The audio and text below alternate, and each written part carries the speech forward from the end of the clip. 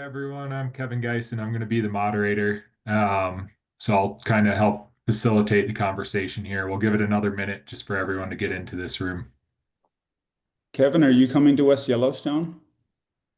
We are actually headed up to Canmore, so we'll see what the conditions are. Oh, yeah. We Looks like we're blowing snow now, but we'll be up at Lake Louise a bit too. yeah, we were in Canmore like a month ago and it was good training, but it was grim.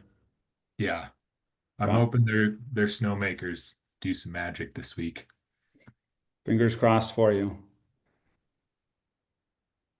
All right, I think we can get started here. I'm Kevin Geisen. I'm the VP of Sport for USCSA. Hmm? I'm just going to help kind of keep things moving along here. Just do what you can. It's not going to be a hard workout. I'd love to just start with some introductions of some of our coaches and team leaders. I think the best way to do this might be if people can raise their hand if they're a coach or a team leader. Is that a possibility? Yeah. So if you do one of the reactions, raise your hand. I'm just going to go through and call on people. You can just say your name and the team that you represent, and then we'll get into some questions. Let's start with Christy Boggs. All right. Hello, everyone. I am Christy Boggs. I'm one of the coaches for the University of Wyoming ski team. I was formerly just this time last year, I was the vice president of Nordic for the USCSA. And yeah, and I think they had asked us when I met with them yesterday to talk a little bit about our journey to how we got to where we are. And Make sure you I take your skied division, rock skis I because skate Division One you know what I for told the Kelly University of to Wyoming versus when they had a Division One fancy team. race skis. And I was All-American 4 times. And then I tried biathlon. I got invited to try the biathlon. They took me out to Lake Placid, the Olympic Training Center, and I learned how to shoot. Did that for a while, raced in Europe a little bit.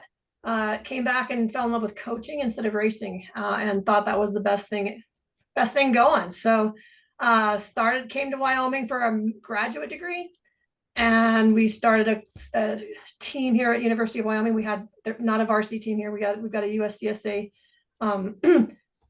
University of Wyoming is a Division One, so we would either have an NCAA or we would be a club team. Kind of, we're not really a club team. We are actually an academic program within the Division of Kinesiology and Health. And so we have all of the advantages, as Adam knows. We get to race with the RIMSA group, and then we also race with all of the USCSA Rocky Mountain group, and then we do some super tours and a bunch of other random things. So a lot of random stuff going on, and I'm going to turn it over to somebody else here. Thanks, Christy. I'll have Zach Johnson go next. Hi, my name is Zachary Johnson. I am a student representative for the USCSA out of Ithaca, New York at Cornell University. And yeah, I also had a transition from the youth competitive leagues in the West to the USCSA. So if anyone has questions about that, I can also help answer that as well. Awesome. Thanks, Zach. Adam, you want to go next? Sure. My name is Adam St. Pierre. I am the head men's and women's Nordic coach at Montana State University. Prior to coaching here, I coached at the junior level in Colorado for many years. I did my master's degree in the University of New Hampshire, and prior to that, I competed at Colby College, which is out in the EISA. I also wear a hat as the sport coordinator for cross country for US Ski and Snowboard. So in addition to my day-to-day coaching responsibilities with my Bobcats, I also handle a lot of communication and cat herding for US Ski and Snowboard, including the coach education curriculum, which I'm very proud of. Thanks, Adam. Spencer? Hi, I'm Spencer Ware-Jonkis. I'm the head coach at Western Colorado University. I work with Kevin.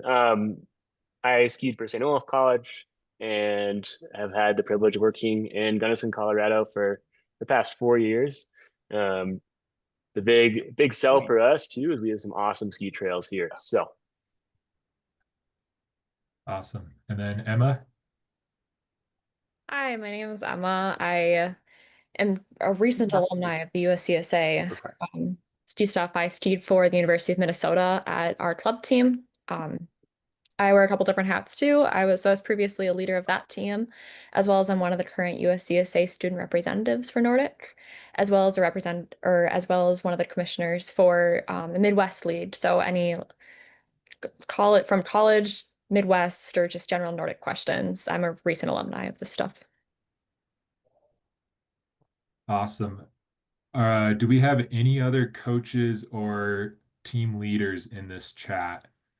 I feel like I had maybe heard from a couple others beforehand, so feel free to raise your hand or chime in here and introduce yourself. I'll go. I am Greta Anderson. I am the development coach for US Ski and Snowboard, where I work with Adam. I spent a while in Crested Butte, where I got to work with Kevin.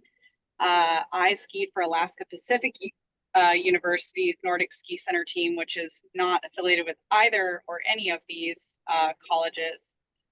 But now in my role in development, I have quite a lot of experience working with the athletes who are navigating this system, as well as their families and coaches, while they have many of these questions and solicit many of these answers. So I'm happy to help anybody on the call with that process, and also to support the coaches on this call. Thanks for hosting it, guys. You need some help with those crazy boots on Thomas. No. Any other coaches or team leaders?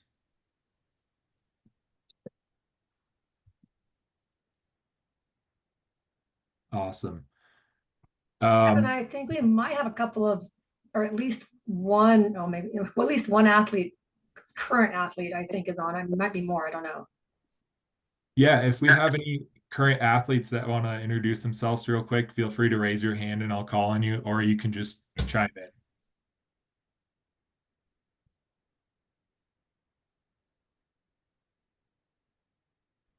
in. All right. Hi. Well, let's jump into some questions. And if any coaches or team leaders or student athletes want to chime in later, just throw something in the chat and I'll try to call on you. But yeah, so I guess from the group, if anyone has questions, raise your hand. I'll try to call on you, or you can throw a question in the chat and we'll try to get to all of you. I guess among the coaches and the team leaders, we'll try to call on people and keep it somewhat brief so that we don't get too stretched out into the evening. But yeah, any questions?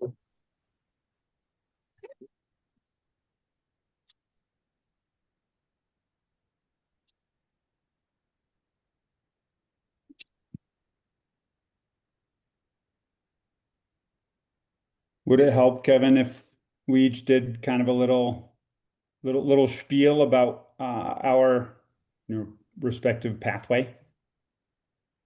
Yeah, let's start with that. If you want to kick us off, Adam, let's start with that and then see if we have any questions later on. Okay.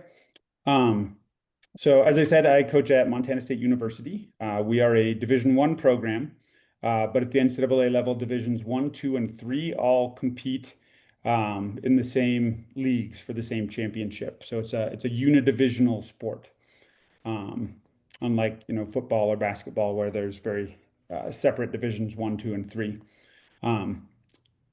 That's interesting because then we have schools as big as CU and Utah that have 40,000 students, all the way down to like the Middleburys and the Colbys and the Bowdens that might have 2,000 students. So just a huge range of schools that have varsity ski programs at the NCAA level.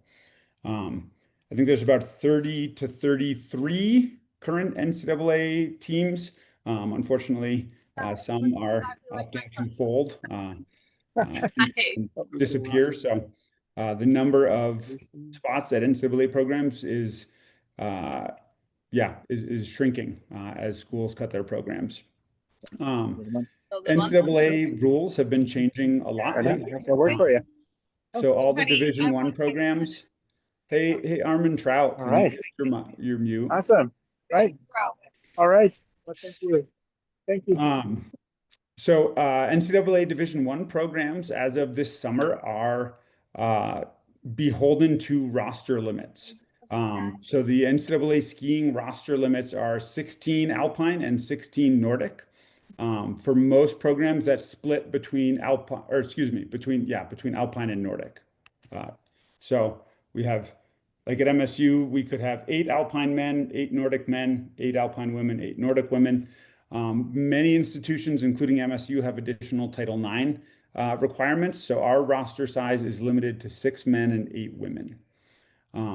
So we have to be quite selective in who we bring onto the team because, when you're spending a ton of time with, 5 other guys or 7 other girls, we want to make sure that we have people who are good teammates and are pushing each other, to get better at skiing and not necessarily, providing a bad influence to other people.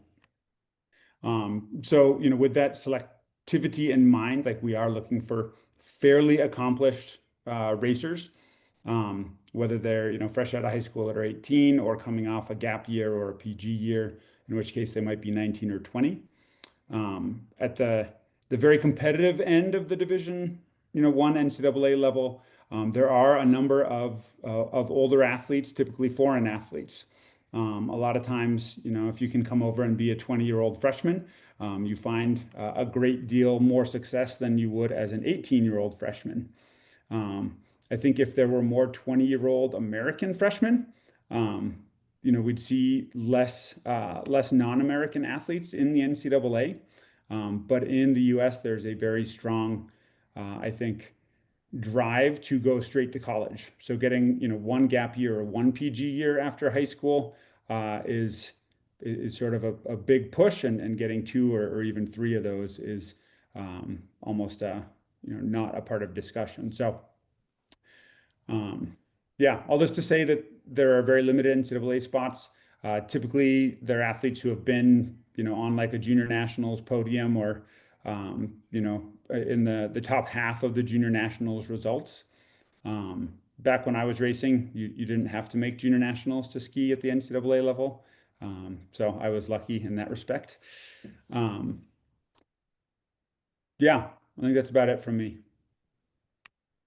Awesome. Thanks, Adam. I think I'll call on Spencer and Christy to share just a little bit about what a coached USCSA team is like. And then maybe Emma and Zach can share a little bit about what a student-run USCSA team looks like. Thanks, Christy. I coach at Western Colorado University in Gunnison. Kevin, Geisen, and I provide coaching on a daily basis. We ski together 6 days a week.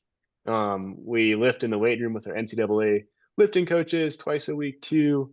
We provide a lot of structure that you would see on a varsity program as well, like an NCAA program. We ski up in Crested Butte and Gunnison, and there's about 60 kilometers, 70 kilometers of trails in the area too. And I think we provide a lot of great opportunities for a variety of things. We'll bring a group up to Canmore. Everyone's coming to Canmore next week. We're going to the US Senior Nationals with a select crew, and we race the USCSA circuit. And we're bringing a group out to Lake Placid in March for USCSA Nationals. Cool.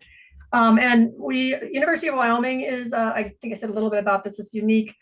Both head coaches are actually faculty at UW, so our full-time paid job is as faculty, and we coach as well as part of that, and it's part of our faculty. It's on our faculty job descriptions, I guess, but that is mostly our other jobs.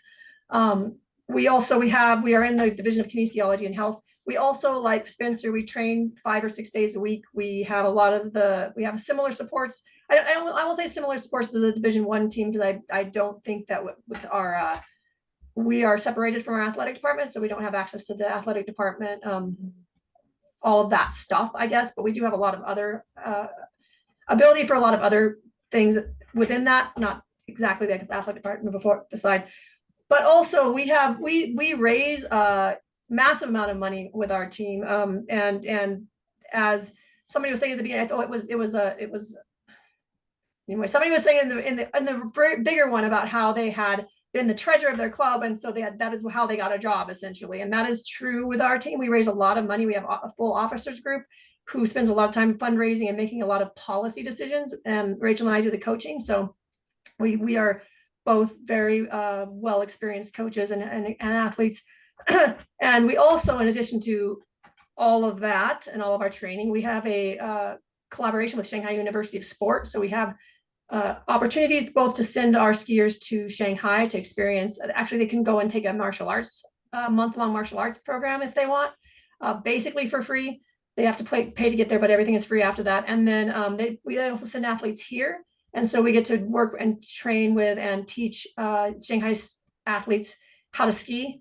And then in addition to that, we also teach, since Rachel and I are both faculty, we teach a course called Endurance Mountain Sports, which is about how to train and how to nutrition, train. It's all of the things about being a Nordic skier and also other things. We have cross-country runners and stuff like that in there too. And we also teach a class that is some variation of skiing and climate change. So it's called Earth is Body, Body is Planet. And it has to, we teach those classes as well, and other classes as we go along, because we are passionate about skiing and we are faculty. So we have all kinds of interesting possibilities. That connection also allows us to have all kinds of interesting possibilities academically for our skiers that are pretty unique. We have access to, we know everybody on campus because of the way we have our jobs, and we can, lots of our skiers have very big, good academic scholarships and or really good research opportunities that are paid research opportunities that are accessed pretty strongly through our connections.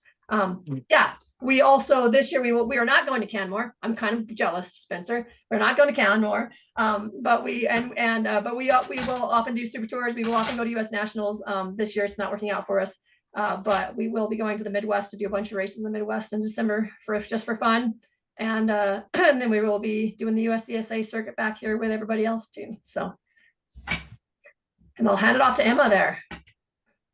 Yeah, so I can talk more about what a club run program looks like, or a student run program looks like. We have a lot of similarities because, like some of these other the coaches talked about, is that there's a lot of student leadership still involved, even with coaches. They just kind of look a little bit different. So for mine, and I can speak for like most of the Midwest, pretty much all of the Midwest teams, we are very proudly student run. That we have like built-in coaches, and so those students, we have student officer boards, and those are usually voted in by either peers or by past presidents, and they will run different types of practices, do dry land throughout the fall as well as then on snow in the winter. They can range from, I don't know, like one day, I don't think any teams do 1 day a week, but usually like 4 to 7 days a week. Most of them are pretty much optional. You show up if you want to show up. If you don't want to show up at all, we still love you. But we're able to, with that variety, we're still able to have a lot of variety of competitiveness. I know that there's, with my team for Minnesota, like we'll go to nationals and we're fighting for trophies some years. We are also very proud of our reverse podium suite at regionals. We will have people at the top, and reverse podium is the last 3 people to come across the line, and we have swept that many, many years. So it creates a really fun environment for the team of kind of finding that camaraderie, and additionally those leadership opportunities. I've ran the Minnesota team for 3 years, and I'm still still get to like talk to those people, and it then helped me get into dental school where I am now, and created just a gazillion more opportunities beyond the competitiveness, but created that like social, and that now those are some of my closest friends are the ones that I was in leadership with. So I'll let Zach then speak about what the East is like, but that's the Midwest and student-led culture that we have. Thanks, Emma. So yeah, as Emma was saying, there's a lot of chance for student leadership. I'm located in the East. I'm at Cornell, and that involves, I think, a group of about 10 to 15 schools. Most of the clubs in the East are student run. There are still colleges in the Eastern region that are student run that are at NCAA schools for teams with skiing. And so a race on average in the East for us is looking about like 80 people. As of last season, it was a pretty good number, and sometimes it dipped down a little bit. Sometimes it was at that number. it was a very good amount. So in terms of student leadership, Cornell, just to talk about what our team looks like just a little bit. We have practice 5 days a week, and then that's just for fall dryland. We don't get really any snow or just a little in the winter, so we take whatever ski days we can get down here. And then in the spring, we have a 6-week season, and then we attempt to qualify for nationals. And yeah, it's a good time. You get to meet a lot of good people. We do a training camp we have a J term, so in between our fall and spring semesters, we have a month, and we take the last week of that J term before we get back into session for the spring semester to go to Canada and do a training camp. So you would get a lot of the things that you may get with an NCAA team or a coached USCSA team out here with USCSA student-led teams. Awesome. Thanks, all. We've got questions rolling in, so keep those coming. Some of those are getting replies in the comment section. Real quick, I want to call on Bruce Mansky. He wants to just touch a little bit on some other post-high school Nordic opportunities. Hi, my name's Bruce Mansky. I've coached at the very beginning level and the junior level and the elite level. And then have gotten involved in Nordic as a lifelong career. So I just wanted, I'm involved with national faculty and Adam and coaching education, as well as being on the competition committee for the Midwest JN races and junior nationals coming up in cable. During that event, we have this webinar is awesome because it's giving you a lot of perspectives as young athletes on where to go post high school. During junior nationals in cable, we're hosting a similar on-site skiing opportunities after high school. And those opportunities not only are, as you're finding out just tonight, as an athlete, many avenues to take on, but there's many pathways into coaching as well as into retail. So again, thanks for everybody on the call and for the organizers, because Nordic is a lifestyle that we all would like to see our athletes continue on, whether it be as athletes in competition all the way up through the US ski team, or whether it be coaching from the very junior clubs on up or into retail and representatives. So keep up the good work, and thanks. Awesome. We're going to start jumping into questions here. Some of these might have been answered in the chat, just so that everyone can hear. I'm going to bring them up here as well. So the first question, and any of you coaches who might know this, the first question is, are there rules, etiquette, or preferred pathways for athletes to reach out to coaches and teams to determine interest, space, etc.? What is the timing for those discussions? Junior year, senior year? So if any coaches want to chime in and speak towards that. I can jump on that. So I think every school probably has a different admissions and recruiting timeline. I know some schools, particularly the Dartmouths and the Harvards, where getting admission to the school is as hard or harder than getting a roster spot on their ski teams. Often for those schools, you have to kind of commit and apply by like early November. So reaching out to those coaches, in the spring prior or the season prior, so like a full year out from that application date is probably a minimum.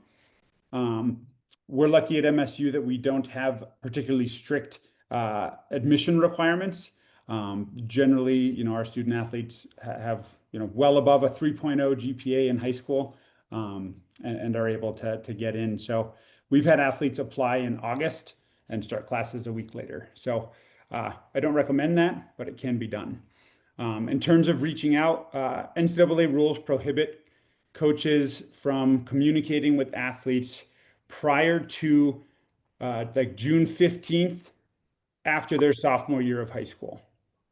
So like if your sophomore year ends June 20th, whatever, you can talk June 15th. You're allowed phone calls until like August 1st before your junior year of high school. So like there's no in-person contact over that summer, but then once you're a junior in high school, NCAA coaches can communicate with athletes. My recruiting strategy, typically, if there is an athlete, typically a U16, or maybe a first year U18 who's finishing that or sophomore year of high school, I might reach out and just shoot them a note like, hey, nice season. I hope you're thinking about college in a couple of years, and then, continue to follow their results as they go along, and communicate more if they are interested. Typically, we are trying to we're trying to sign athletes anywhere between November and August to fill the next spot. So we just signed one man to fill our lone roster spot for next year, and we're looking for one woman. But anytime in that kind of following sophomore year through junior year, senior year, is a good time to contact NCAA coaches. My suggestion would be kind of put together a race resume. If you are writing a cover letter and a resume for a job, put it together, do some research. We can tell when you just have Chat GPT write it. We also love it when you clearly copy and paste and put the wrong coach's name, or forget to change it to Montana State University. So just treat it like you would a job. You're reaching out to a potential employer. Tell that employer what you're good at and why they should want you, what you bring to their team. And then I try to get back to every individual that contacts me. Sometimes it's a very generic email. Sometimes it's a little more personalized, but I think it's important that we do reply. Not every coach feels that way, but yeah, that's all from me. I can speak a bit more to the USCSA's part. So it varies a lot by the school because we have such variety, as if you can't already tell, within our teams. If you go onto the USCSA's website, we do have like a PDF kind of thing where it's like every team has their like little page, and it was filled out by the team. So the information is pretty accurate and it's directly from the teams. But we do have a section on there for like how to reach out to those teams. And most of it is just like an email, and we have their email address listed. Most USCSA teams are just like you just go to college, and at the activities fair, just walk up to that team and say like, hi, I want to join, and they'll put you on an email list. I know that I got in touch with some members of the Minnesota team before I entered, which is completely like, it's not necessary at all. I was just really excited. And so all those contact informations are listed, as well as like, I think Western, like reach out to them right away, but otherwise most teams you can just reach out to whenever. If you have questions, they'd love to hear from you. They can absolutely get connected, but you can just go onto the USCSA's web page and find all of their contact information on there.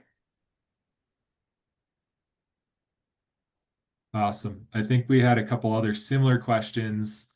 Someone else asked, when is the right time to start sending out letters to colleges? I think Adam and Emma both kind of touched on that a little bit. And then what specifically do college coaches look for in athletes? If anyone wants to kind of jump into that one, I think we probably got a bunch of different answers here. Adam, you sort of spoke towards that a little bit, but yeah, I can, and I can. We try to be very objective in the things we do, recruiting and scholarship wise at MSU. So we have kind of a rubric of what are we looking for. The easiest thing for coaches to look at is results, right? So often, when someone contacts me, the first thing I look at is your FIS or your US Ski and Snowboard NRL points. From those, I can tell like what level is this person racing at. And I can use those to compare. Like I know in our regular season races, at our championship races, what kind of FIS or NRL points are the winners, are the top 5, are the top 10 scoring, and then I can try to recruit.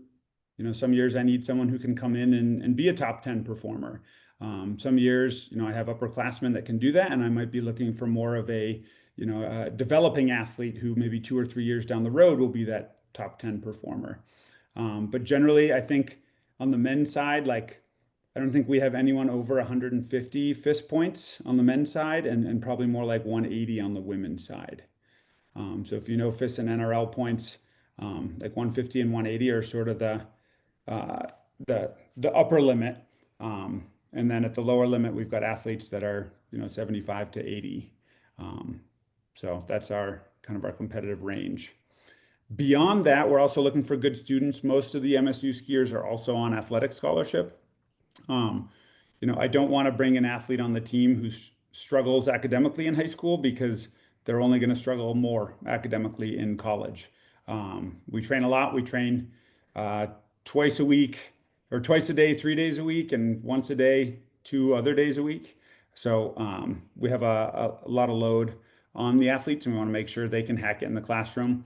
I have a contract bonus if our team GPA is above a 3.3. So it is in my best interest to recruit athletes who can, do the work in the classroom as well as on the ski trails.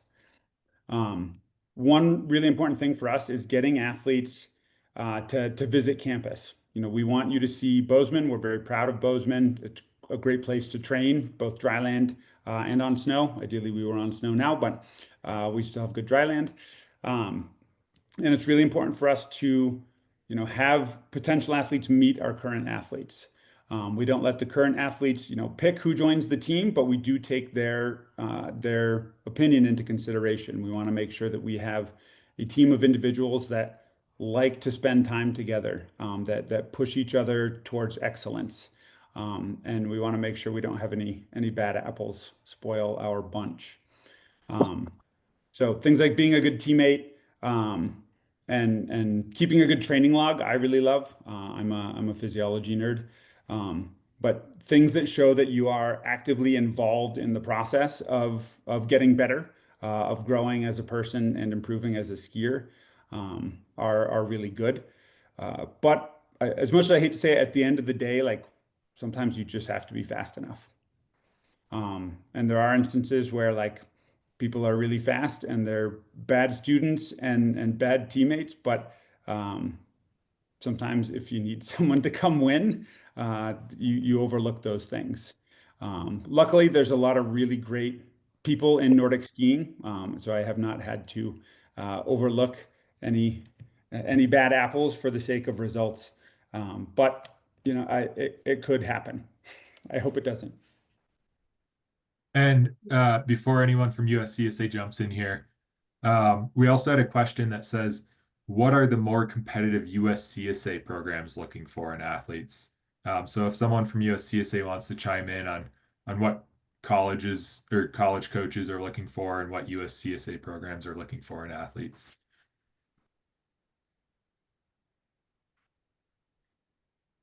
I can jump in, I guess. I was figuring it's flip a coin, Spencer, I hear on this one, I guess. Yeah, I tell you what, I think I'm not going to speak for Spencer, but I know Spencer, and I feel like we're pretty much in like we're pretty close to the same. I think what we're looking for in competitive athletes, really, I'm really looking for somebody who's we have a lot of skiers who found Nordic skiing a little later in life, so they are not quite at the skill level yet that they would be to go to Adam's team. But they're super enthusiastic, and they're good athletes, and they're real excited.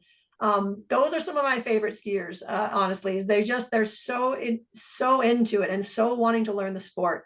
That being said, we also have athletes that have been skiing since they could walk and are super competitive.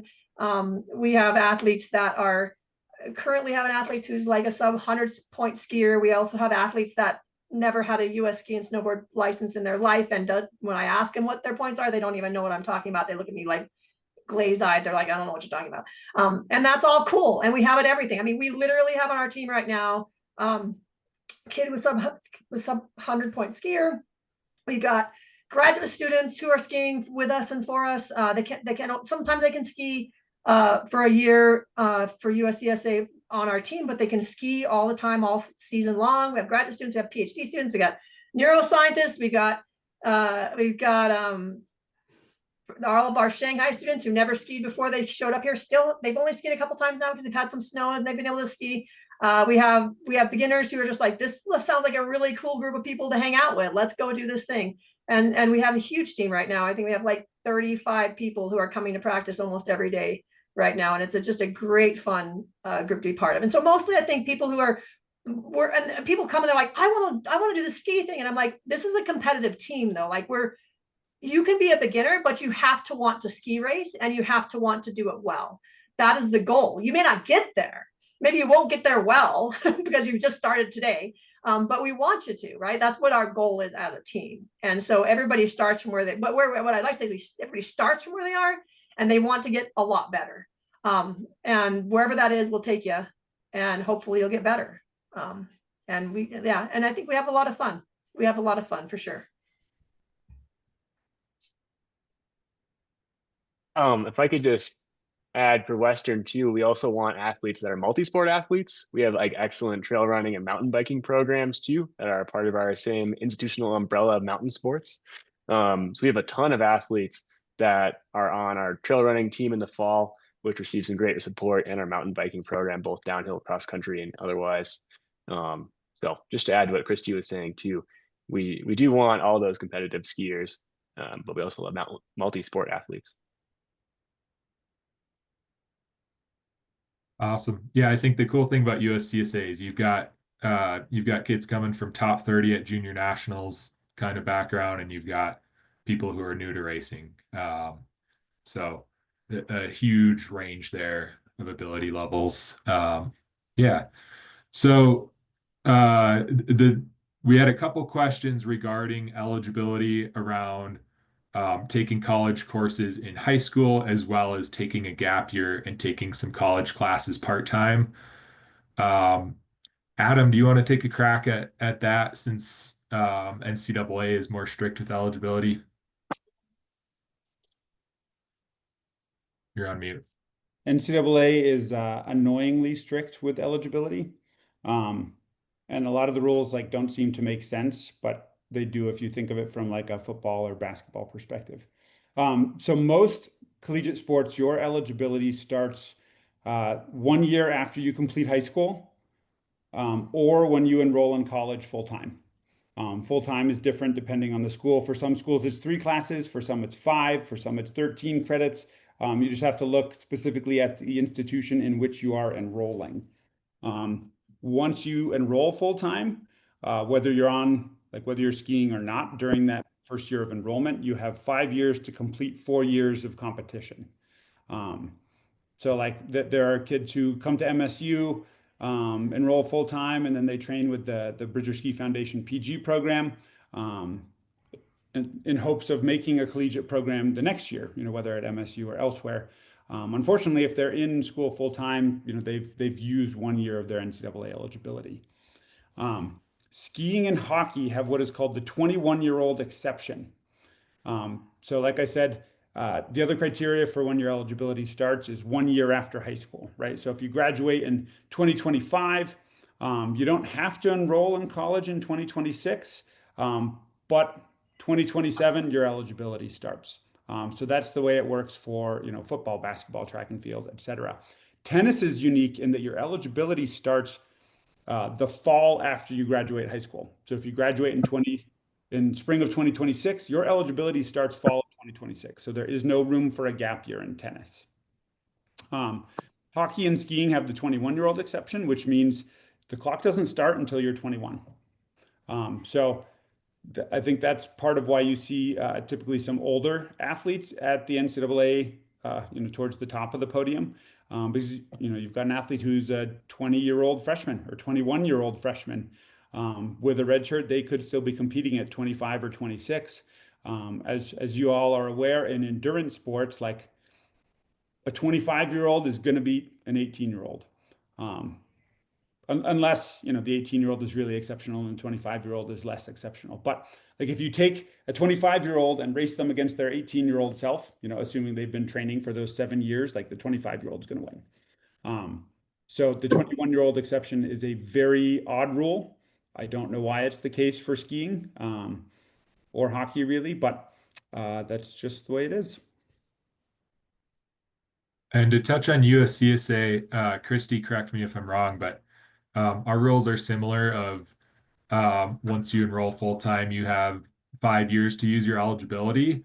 We don't have the rule um, of a age requirement for when that starts. So whenever you enroll full time in college starts your eligibility clock. Kevin, I'm going to jump in. Yeah. So for those of you who don't know me, I'm Sarah Geiger. I'm the Executive Vice President of USCSA. I also happen to be on the Academic Affairs Committee for USCSA. So I know a few bits of this. We follow NCAA Division II academic eligibility rules. So a lot of the things that Adam has been talking about is very similar to the rules that we follow. Our unique position is that the registrar's offices aren't always, because our schools in general fall in all the categories of NCAA and not NCAA as well. So we rely on the registrar's office to deem our athletes eligible based on the NCAA 2 rules. Sometimes the registrar's offices might not always understand those because not their normal rules that they follow. So we often have to get waivers and things like that. And the Academic Eligibility Affairs Committee reviews all of that. So if you want some super fun, light reading, you can check out the D2 rules. They're very long. And if you need to go to sleep, they're real easy to help you with that. But those are the rules that we follow. So if you have any questions, that's you can find them online. Awesome. Thanks for that, Sarah. Let's see. We had a question about how do walk-ons work with new roster limits. So that one's specifically for NCAA. Adam, can you speak towards that? If you have any knowledge of other Yeah. teams. So yeah, I know, a walk-on is purely an athlete who is not on scholarship. So like we have walk-ons at MSU, but they're not someone that showed up, on campus in August and knocked on my door and said, "Hey, can I be on the team?" I have a very soft spot for walk-ons. The only reason I ever started skiing in college is because there was a spot available at Colby, and I knocked on Tracy's door towards the end of soccer season and asked if I could join the team. So obviously, I wouldn't be where I was without walk-ons. But we do have walk-ons, but they are all invited or like offered a roster spot. So it's predetermined, like you have a roster spot here if you want to come to MSU. But we don't have athletes who show up at MSU and are given an opportunity to train with the team to earn a walk-on. I'm not sure how it works at D3 schools, but I know like we are not allowed to have non-team members do any official team activities. Like when we are out training, it is, the coaches, we have myself, we have a full-time assistant, and then we have a volunteer assistant this year, and then the 6 men and the 8 women. There is an exception for athletes who are out of college eligibility. So for instance, like sometimes we'll have an alumni or a couple of alumni, or other local professional skiers who are out of college can join the team for training, which allows us to collaborate a little bit. But generally, there are strict rules against having non-full team members participate in any official team activities. Awesome.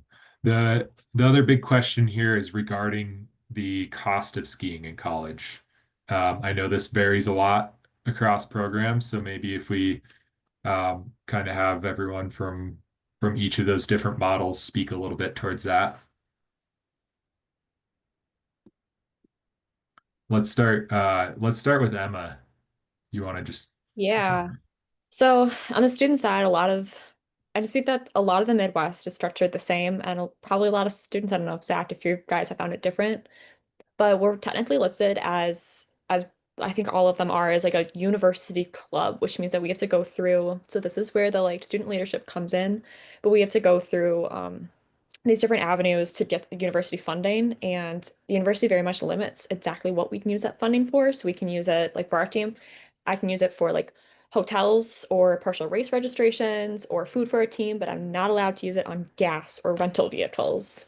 So it's just limited. So we'll usually be like, okay, everyone chip in for gas and we're using some personal vehicles and get to a race. everyone pretty much pays their own like race registration, such as like we do the Berkey every year, and that's a personal cost to do that.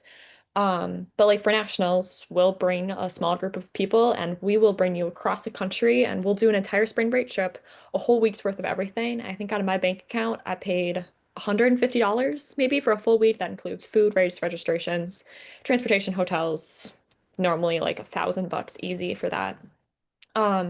So you can kind of choose how much you want to spend. Of course, like a lot of the student organizations, it's if you don't want to participate in a lot, you don't really have to pay a lot. Like we'll pay for like your season pass, we'll pay for transportation. So it can really come down to it costs $50 to be on our team. And for $50, you can ski all season and kind of free to a bunch of races if you just like pay for your own race registration, or you can just come along to cheer. And then also for if you just want to find out like the variation, so of like exactly what team, I did reference that in the comments. There's a guide like by team of how much it costs to be on their team. Scholarships.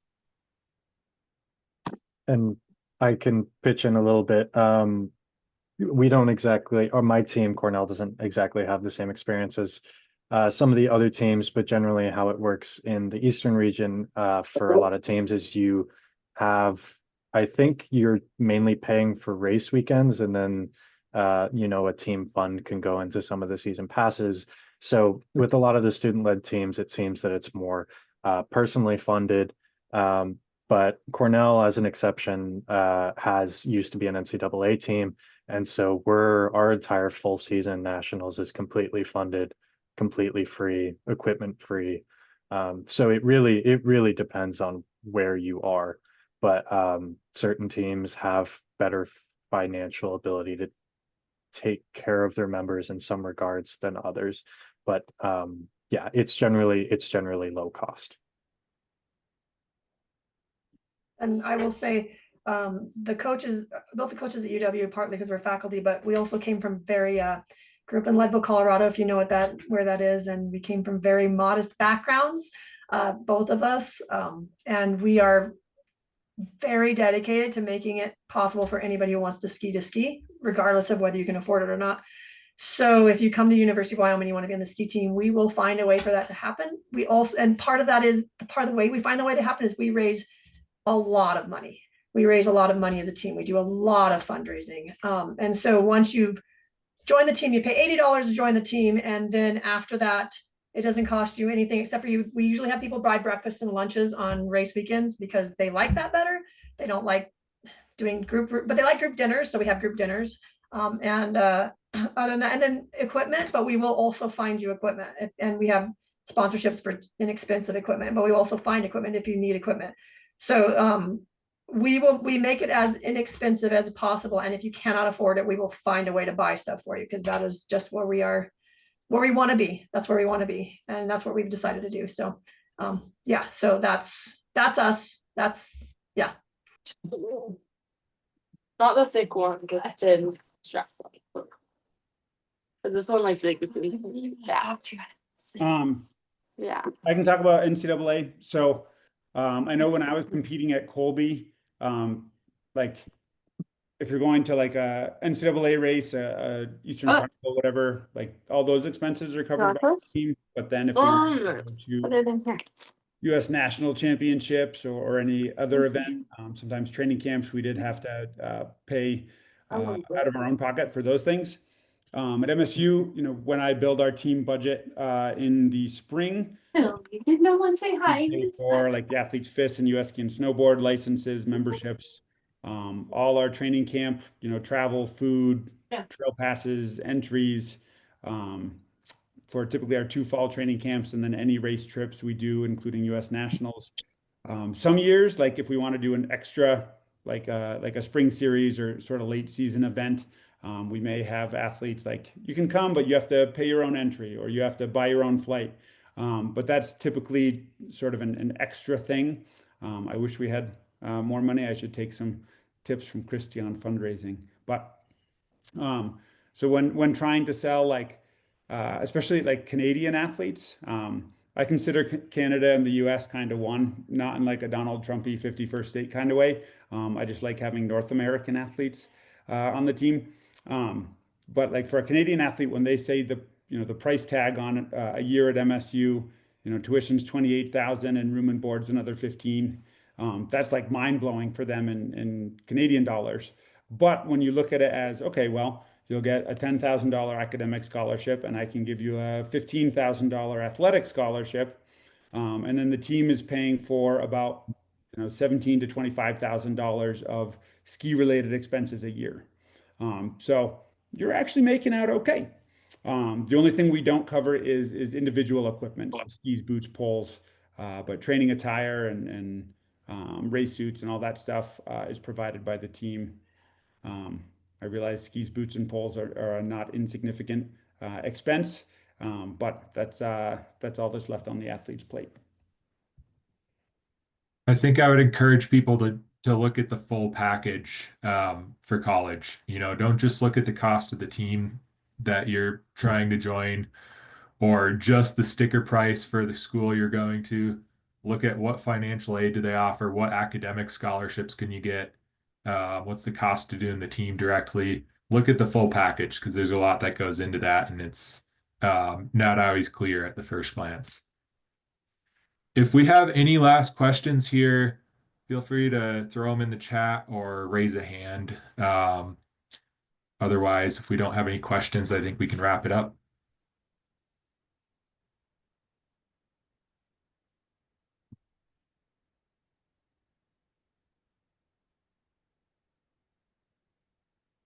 All right. Well, I'm not seeing any more questions here. I believe an email is going out after this. Oh, we do have one more question.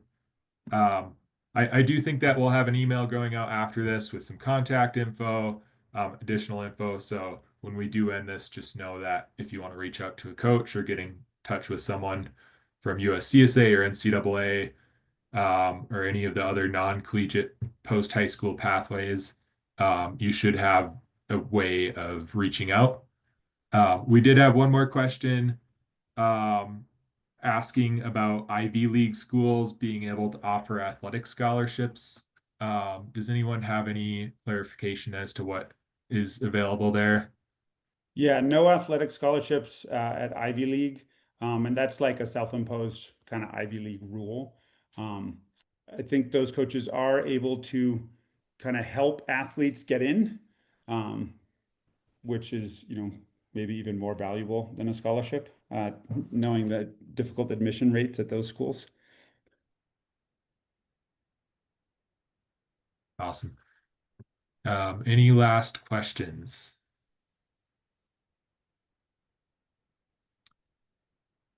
Any major important differences to consider between skiing in college in Canada versus the US?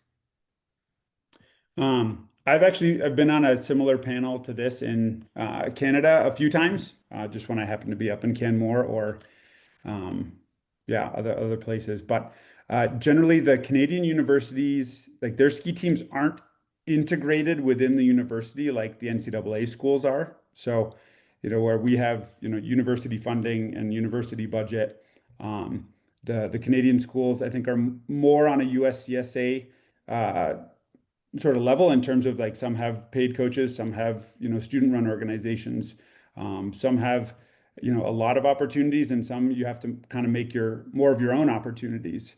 But I do know that there is a push within the Canadian university system to try to raise that level, and get them providing more support for more athletes, to help athletes develop as skiers and become lifelong ski athletes.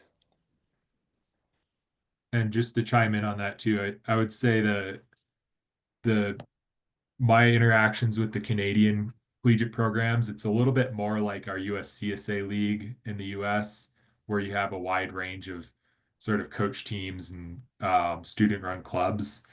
So I'd say the US ski scene is maybe a little more organized there. And then you have NCAA, which is more consistently a higher level. But yeah. All right. Any final questions here?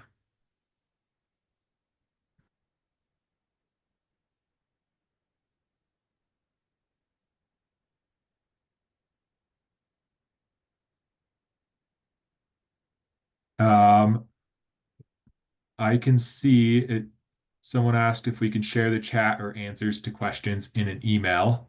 I will I just see saved the if there's a way chat. that we could share that. Adam, do you know? Yeah, I think if you go up there, like in the little three dot menu above the chat, there's a save chat option. And I think you can like include that with the recording. I just hit save chat, so we'll try to make sure that We'll we can go send from that there. out. Someone asked if schools can have both NCAA and USCSA teams. That is something that we have been working on. At the moment, if a school has an NCAA team, if they would like to also have a USCSA team, they need to be able to prove that they are separately organized and funded and such. And they technically compete as an associate team for USCSA, and not a full-fledged member. That said, on the Nordic side, we have had a number of teams that have done that and been able to compete at nationals. Usually at nationals, we're sorting them out of the main results into a separate category there, but we do like to provide that opportunity for those teams to participate. Others are welcome to chime in on that too if you have other things to add about it. At the more regional level, they're very, very incorporated with everything. That's like Michigan Tech, I know, has an NCAA team and they also have a USCSA team, and they are separate and distinct. The USCSA team is not a D team or anything like that for the NCAAs. Like important distinction is also that USCSA is more like the student athlete. NCAA has a lot more competitiveness and rigor to it. So if you want to go to one of those schools and you don't know what levels to compete at, I would highly encourage you to look at and like kind of figure that out as you're like before you're going into college to figure out which pathway you really want to pursue. UCSA will always be here if NCAA just doesn't turn out to be the route for you. I think it might be the reverse of like trying to get on the NCAA team going from USCSA, but they definitely both exist and you can compete and go to that school and take the route that you want to choose. And there are some restrictions if you can't do a USCSA team and then mid-year switch to the NCAA team at the same school and then switch back. So we have some parameters just to make sure that people aren't switching back and forth throughout the year. Just to kind of keep the integrity between the different leagues there. But it's definitely something that exists out there.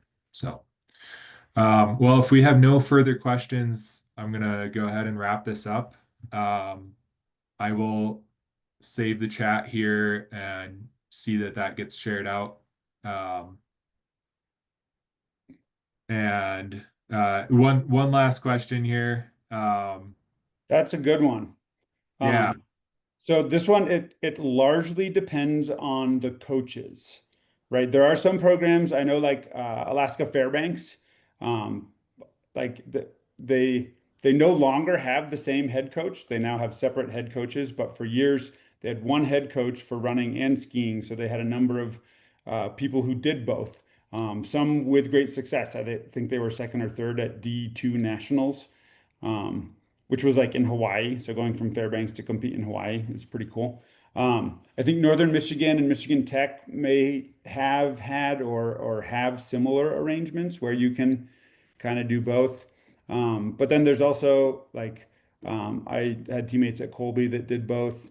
I've talked to athletes and talked to our cross country and track and field coach here at MSU about the potential to have a dual sport athlete, and as if the coaches are willing to like make some concessions over like the athlete's training in the off season, like then it's doable.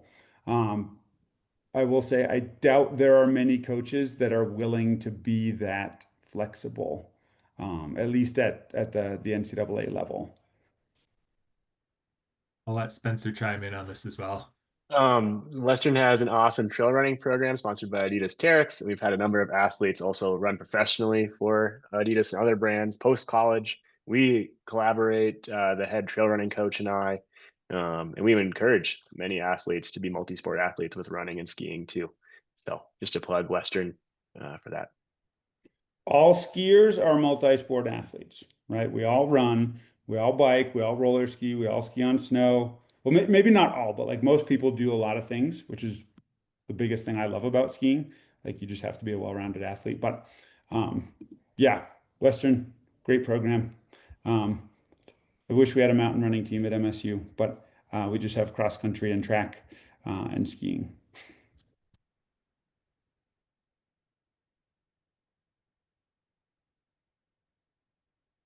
All right, I think this is a good spot to wrap it up. But if you have any questions come up in the future, there will be communications going out after this. So please get in contact.